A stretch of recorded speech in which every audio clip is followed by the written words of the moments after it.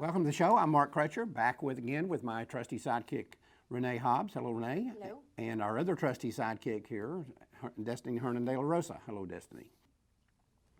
You know, one of the things that I wrote about in my new book, Siege, was the fact that the biggest asset the pro-life movement has is the stigma that's attached to abortion.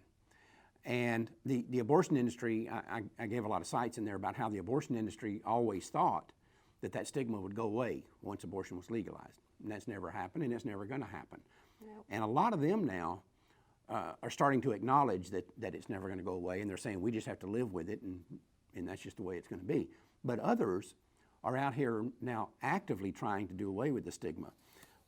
Some of these efforts that they're making are almost laughable if they weren't so sad. Try as you may, it's never going to go away. It's not going to happen. This Maryland abortion clinic has come out with ads, these bright pink ads in the newspaper. And actually, they're putting them on metro stations around the Washington, D.C. area, which is kind of weird because the metro stations wouldn't sell pro-lifers ads, but they'd sell them to this actual abortion clinic. Yeah, of course. And they're bright pink. And the text is, abortion? Yeah, we do that.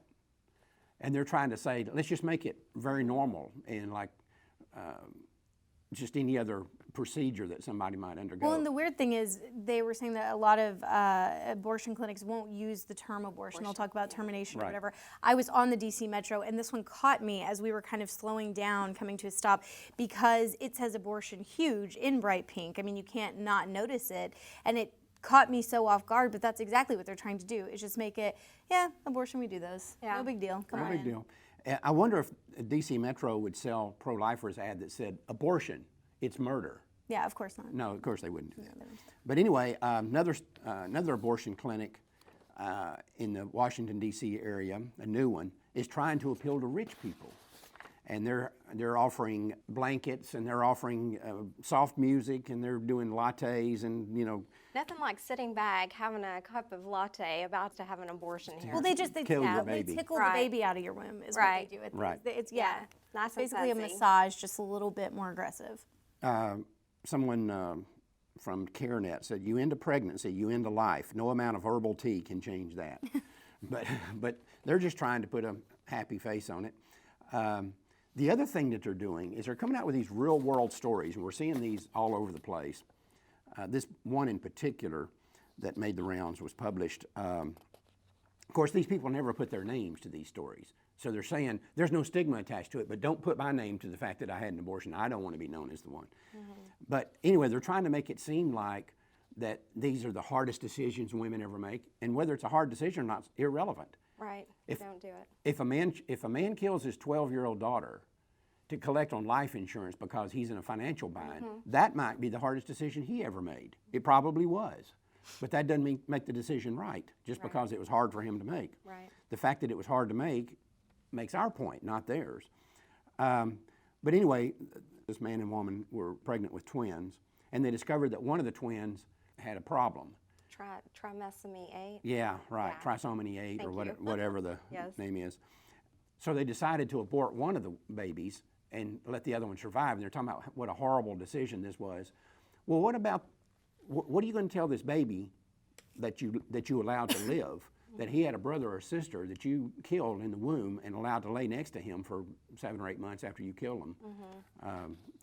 They sacrificed it. Well, and the interesting thing, I think I read that story, and you probably had the same reaction. Like as a mother, my heart did break. But you have to realize this is one of those very, I would say, extreme cases. This is not the common person who's walking into an abortion clinic. So first off, we have to acknowledge that they bring out these stories that most of us are very empathetic to. I couldn't imagine having twins and thinking, and she says in there, this was the line that got me, I can't regret this. They start a whole paragraph, and she says, I can't regret this decision.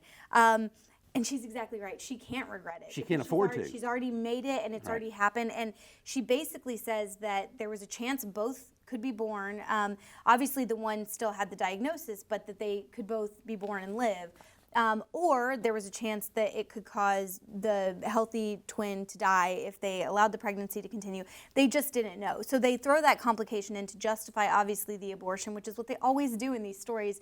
The thing that I think is interesting is it reminded me of when Wendy Davis talked about her abortion story, and she came in with all these disclaimers of why she chose to have an abortion, and then the radical, pro-abort movement came in and said, like, stop doing that. You can have it because it's a Sunday and you don't feel like being pregnant. Like, there doesn't have to be this reason.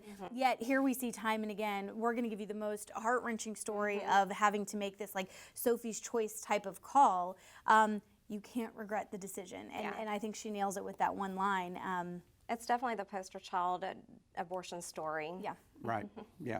Yeah. They always look for these things that almost never happen. Right. And make it look like that's the reason people have abortions, when in reality they will never talk about some of the girls like you and I talk to around here that, this is my fourth abortion, and I know it's murder. I know I killed my babies, but I just, it was summer. I didn't want to be pregnant through the summer, so I thought I'll have this abortion and get pregnant again when the summer's over. Right. And She didn't want her figure to be disfigured. We have talked to the girls that have told us things like that. They never want to talk about those. These people, I've often said, and y'all have heard me say it many times, that being pro-choice is a mental disease or mental disorder. At a National Abortion Federation conference last April, one of the segments there was on our project of the child predator, where we exposed the fact that Planned Parenthood and National Abortion Federation are operating this nationwide pedophile protection racket where they do not report the rape of children that come in. Right. And we know this is a fact. It's not debatable. It is a fact they're operating this pedophile protection racket. Attendees to the conference were told that if you require abortion clinic workers to follow the state's mandatory reporting laws and report these situations so that you protect these little 12-year-old girls that come in pregnant by a 40-year-old guy down the street, that this is the equivalent of conscription. In other words, drafting a kid into the army, forced labor. Forced labor, yeah. They called it forced labor. Yeah, it's so tough, right, to Pick up the phone. Right, and call. It's the rapist's best friend. It's the best thing and these girls, they go to the clinic. They're the ones that are responsible for reporting. absolutely, that's absolutely true. Well, and acting like one's better than the other. If you have forced labor as one option, or forced abortion and continued abuse, because that's basically what you are giving these girls back over to once the abortion's performed.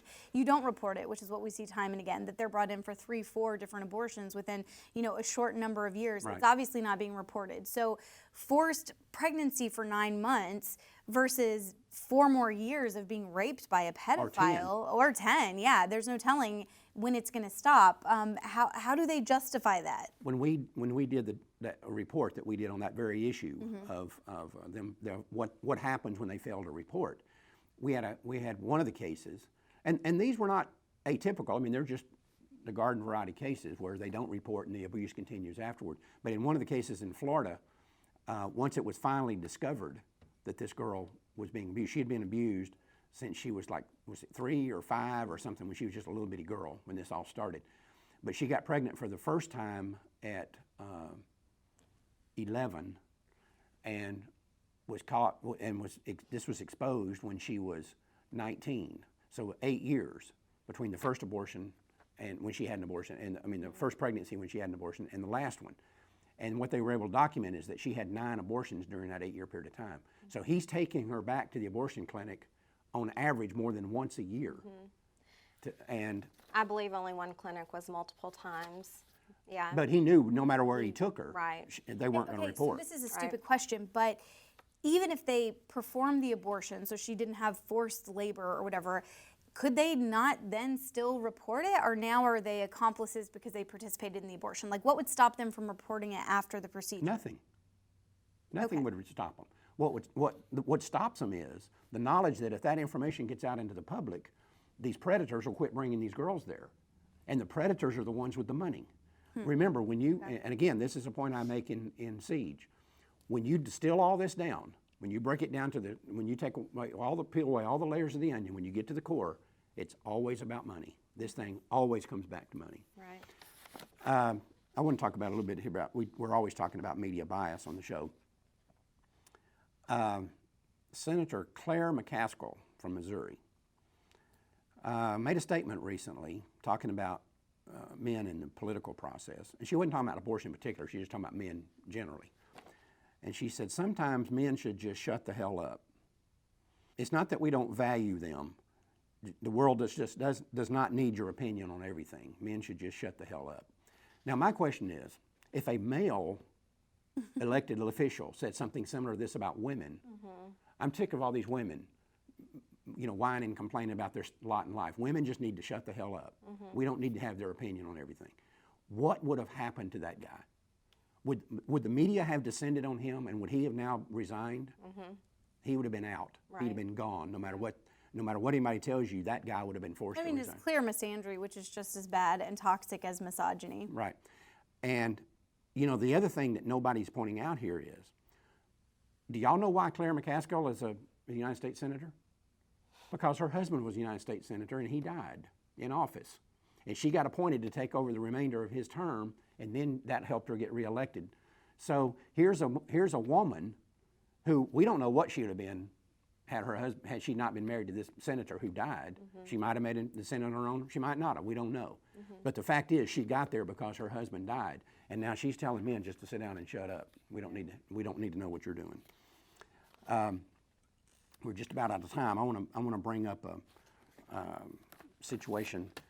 Another report that Renee and I did was about the pro-choice men who, when their partner or wife or girlfriend or whatever is pregnant and refuses to have an abortion, this is her choice. She makes the choice not to have one.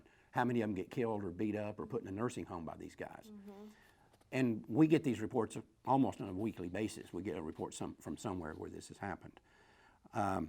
But it's not only in the United States. In England, this man, Cameron Brown's, his girlfriend had gotten pregnant. He wanted his girlfriend, Sarah Key, when she discovered that she was pregnant, he wanted her to have an abortion. He was hammering on her to do that. She refused. He had nothing to do with the little girl that was born. Yeah, they even got a divorce when she was pregnant. Right. Right. And he wanted nothing to do with the little girl. Totally ignored her. And then the woman was actually a little afraid of him, tried to keep him away, but one day he got permission to take her somewhere. He threw her off a cliff and killed her. I'd love to know how he got his hands on her to begin with. Well, one of the things that I've said a million times, when you're dating somebody, or in this case she was actually eventually married to the guy, when you're dating somebody, and this applies for males and females, you better ask your partner, the other person, what their position on abortion is. Because if you're male and she gets pregnant, what might happen is that she kills your child and you have nothing to say about it. And we've had lots of men call this office, broken down in tears, yes. just totally distraught Right. over their child being killed when they wanted to take care of the child. We dealt with a guy one time who had told his girlfriend, if you won't kill that baby, I will let you sign over all parental rights at the end to me. My parents have agreed to do this. Your parents can agree to it. You can just have this baby and walk away. You never have to pay child support, anything. She wouldn't do it. She killed his baby. The other side of the coin is, if you're female and you're pro-life and you're going out with a guy who's pro-choice, you might just find out he's pro-choice about you, which is what these reports that we did, this report that we did found out, that he's already demonstrated that he sees the killing of another human being as a legitimate solution to a social problem, right? Well, you're a human being and maybe you create a social problem for him. And everybody thinks this is preposterous, and go read our report. Yes. And this is another thing that we get almost a weekly report on some guy that has either beat the devil out of his girlfriend or wife or killed her or put her in a nursing home because she refused to have an abortion. So if you're dating somebody, you better darn sure find out what their position on abortion is before you let this thing go too far. That's right. And it all comes down to just the value of human life. And if you don't see value in the most vulnerable of all human life, then you're not going to see it in anyone else. And I completely agree. I think the pro-choice argument has made it a very interesting dichotomy, especially for women nowadays, that if you are pro-life, if you choose life, you've already made your choice. So then when it comes to the man, he can say, well, you know, you made your choice, now I'm going to make my choice, and I'm going to take off and do whatever. There's nothing that actually makes humankind any better by saying, this is a human being that both of us participated in creating, it's here now, and we owe some responsibility to this life. Right. So yeah, if they can write that child off, they can definitely write you off too. Well, and it's changed the idea of what male responsibility is. Yeah. Because you can hear these guys talking about it. They'll say, look, we didn't want to get pregnant. I offered to pay for her abortion. I offered to pay for the That's all that abortion. can be expected of me. I did my part. It's on her now. She made the decision to have the baby, not me. Yep. And I'm out. So anyway, it's changed all the dynamics, which is what the early feminists always said would happen. Everything they said would happen, that justify their opposition to the legalization of abortion, has happened. It has become a safety net for sexually predatory and sexually irresponsible males. That's where we are. We'll be right back.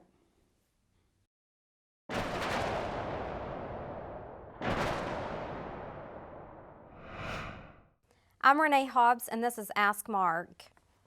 In the current political environment, we hear a lot of politicians say that abortion should be safe, legal, and rare. How do you respond to that?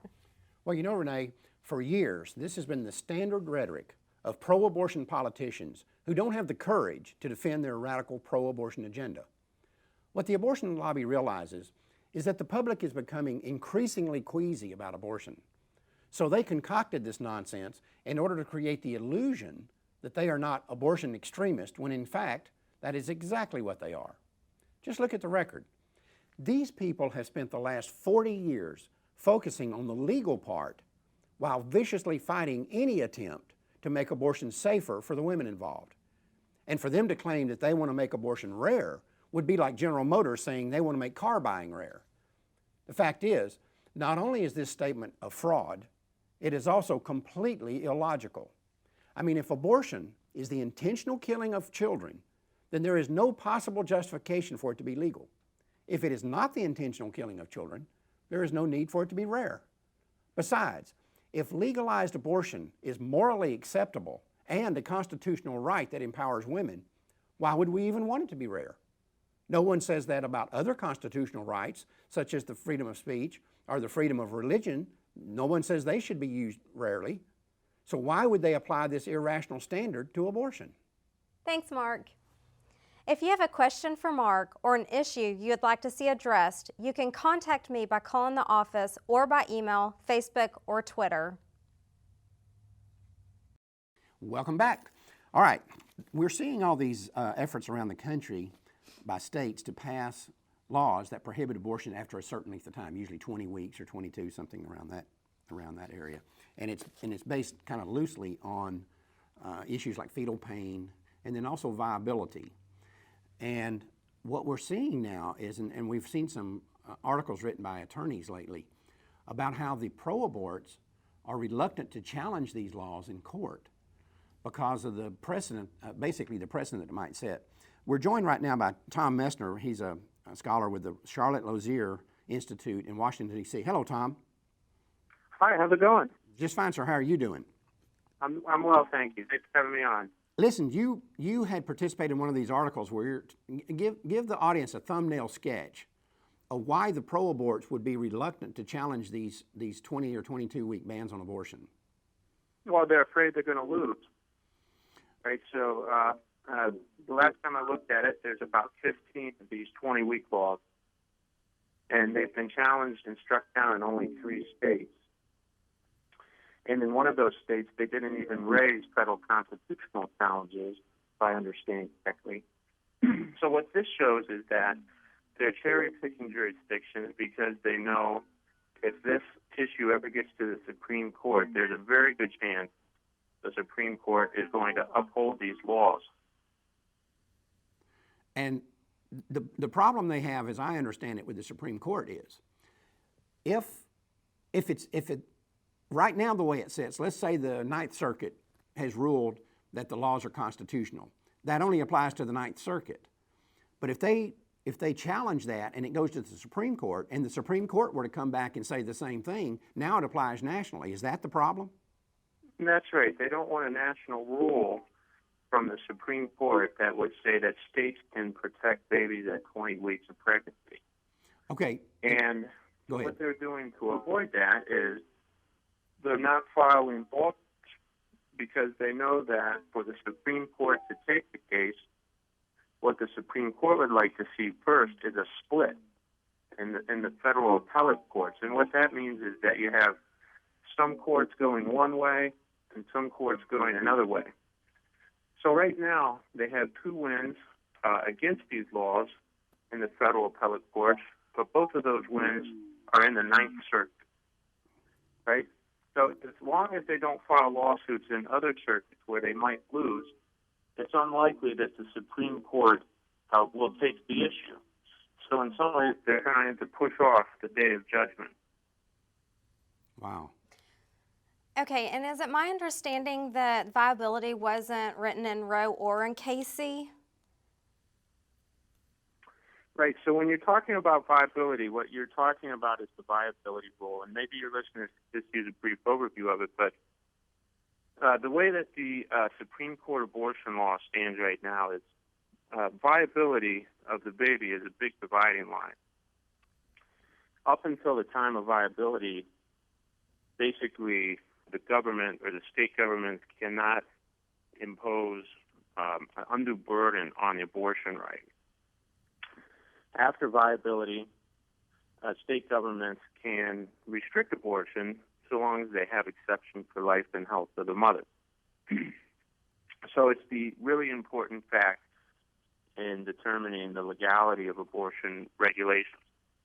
Now, the reason that people who oppose these 20-week laws are afraid to challenge them in court is because they know that the viability rule is really a bad rule. It's arbitrary. It's unjust. It's unworkable.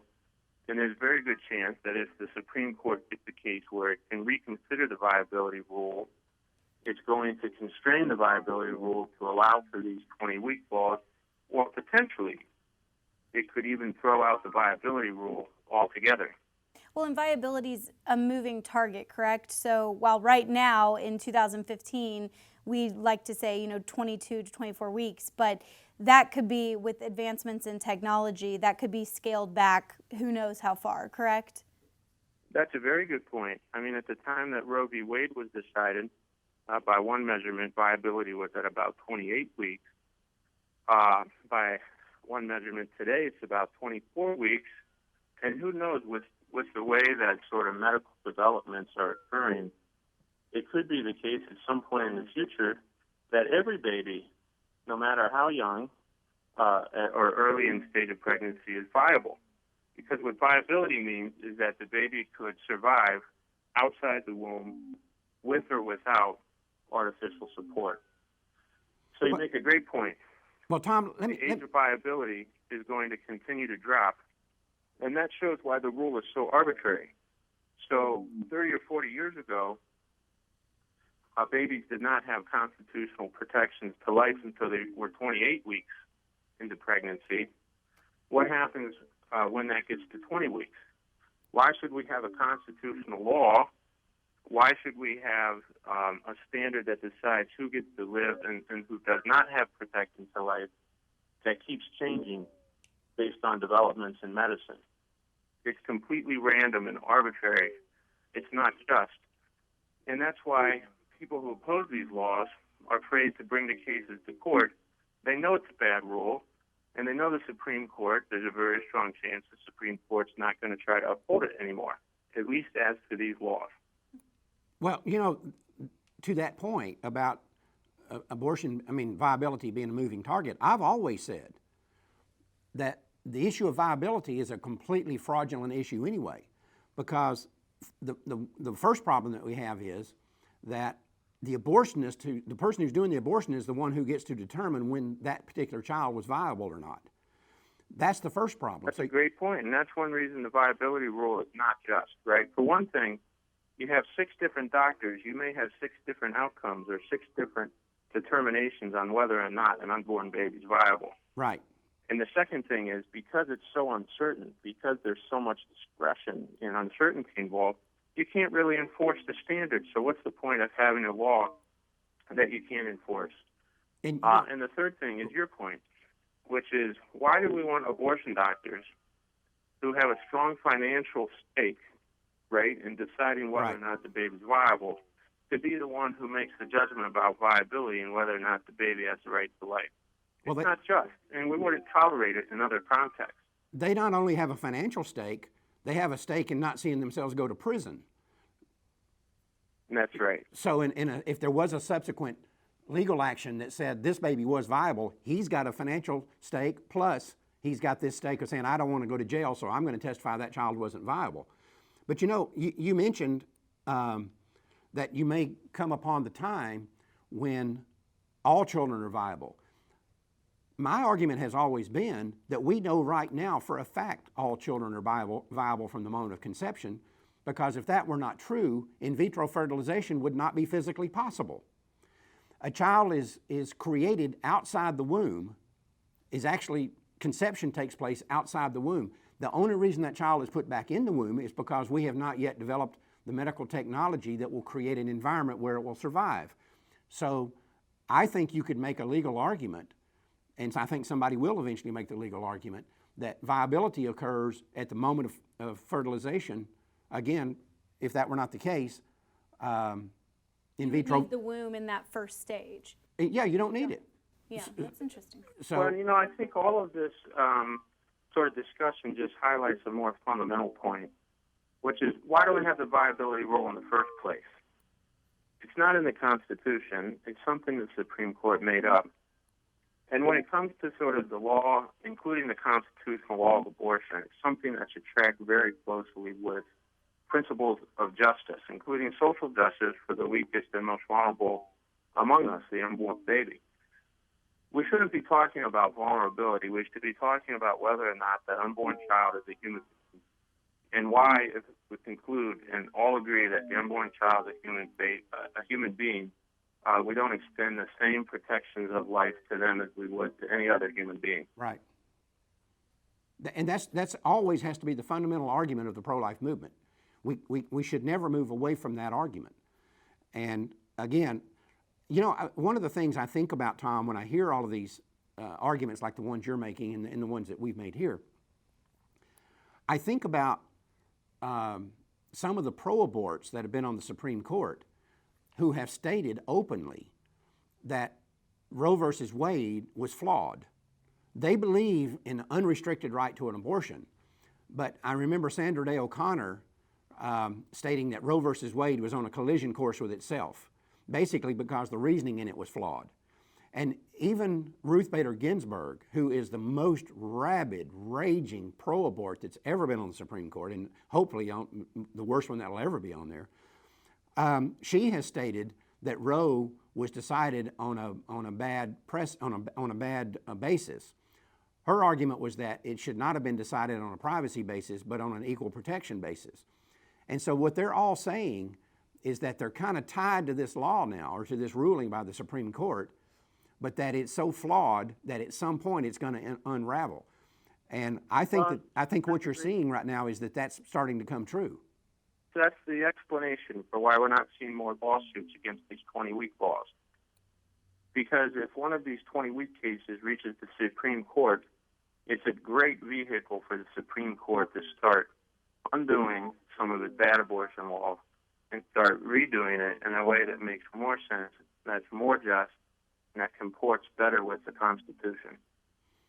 Yeah, I mean, any way you look at it, and I remember years ago, I think it was Lawrence Tribe, who is a strong pro-abort, constitutional scholar. I think he's a professor at Yale, was saying that he had real problems with the way the reasoning behind Roe versus Wade, that there was nothing in the Constitution to support this. This was just some people saying, oh, we want abortion to be legal, so we're the Supreme Court, nobody can challenge us, so here's what we say. And he just threw this stuff out there. And you know, he is another one of those people that was kind of saying, like Sandra Day O'Connor did, that this thing is on a collision course with itself. Eventually it's going to unravel. Yep, that's right. You know, and there's a professor from the University of Georgia named Randy Beck, who's done a lot of scholarship on why 20-week laws are constitutional. And in his opinion, the court has never offered an adequate constitutional justification for the viability rule. And I believe in one of his articles, he goes through and finds examples of other scholars who likewise criticize the viability rule. It's an interesting example of one of those constitutional rules, right, that leads to sort of a progressive policy outcome where the progressives themselves have sort of said, that's not very good constitutional reasoning. And we see a lot of that these days. Well, listen, Tom, I appreciate your being with us and helping bring some light to this subject. I think the thing that we need to understand here is that the danger in these laws from the pro-abortion standpoint is not that it will restrict abortion after 20 weeks. It's that it might be used to restrict abortion altogether. And that's the bottom line problem for these people. That's right. It should be an encouragement to all the pro-life activists listening to your show. Some of them may be dissatisfied with the attempt to sort of restrict abortion at 20 weeks because it doesn't go quite as far as they would like. But they should understand that the other side is really scared of these laws because they know that they're a frontal assault on some of the central premises of Roe v. Wade and Casey. Right. Right? So when you start, and everybody would agree that Roe v. Wade is the number one obstacle to sort of making more pro-life gains in the state. So any law that can lead to litigation, that can undermine some of these constitutional rulings from the Supreme Court is a big victory for the pro-life movement. Yep, that's right. Well, thanks for joining us, Tom. We appreciate it. Thank you. Thank you, sir. This is why it's important for people in the pro-life movement, and this is another point I tried to make in Siege. Don't just look at things on the surface. You got to look a little bit below the surface, kind of look at what the ramifications of this are. When you're looking at legislation or street activism or whatever it is, it's not just the thing that's obvious that matters. It's the thing that where what's obvious leads to. What could this possibly lead to? Right. And the pro-aborts historically have been better at that than we've been at it. And I think we better grow up a little bit and figure out that we better start doing that same thing. They've done it on these laws, and they've done it on other laws as well. But they've done it on this one, and they understand, like I said a moment ago, the issue here is not that these things would stop all abortions after 20 weeks. My suspicion is that if you could sit down with the people in charge of the so-called abortion lobby, or what we call the abortion lobby, and say, look, we'll make a deal with you right now. We'll stop all pro-life activity if you accept a ban on abortion after 20 weeks. And we'll never do anything else again for as long as we live. And that'll be the law of the land from here forward. I bet you they'd take that. They'd give up the abortions after 20 weeks to make sure that they didn't lose the ones before 20 weeks, because that's where the big money is and that's where the big numbers are, right? So if we believe that's true, and I think it's absolutely true, then what we have to recognize is then that they're seeing this law is going way beyond. It's just another stepping stone to go way beyond 20 weeks. And some of them are even openly stating that. But it is interesting to watch. Why aren't they, like Tom was saying, and that's what the basis of this article was about, why aren't they challenging these laws more than they are? And I think it's because they're afraid. Like he said, they know they're going to lose. And if they lose on this and viability is struck out of the picture, they're in deep trouble. At the root of all of it, it comes down to they do not want to believe it's a human being. We know it's a human being. And if that's the delineating line right there, then every advancement we make, whether it's can the human being feel pain at 20 weeks and beyond, can we harvest human organs from the human being, all of these things, Right. I think, shoot down what they're trying to argue, and honestly, they're trying to dehumanize the unborn. And every time one of these cases is brought up, it points back to the very science that they claim that they love so much, Right. that says this is a human being. That's right. They're in bad shape, and so we keep pressing forward on all fronts, every front.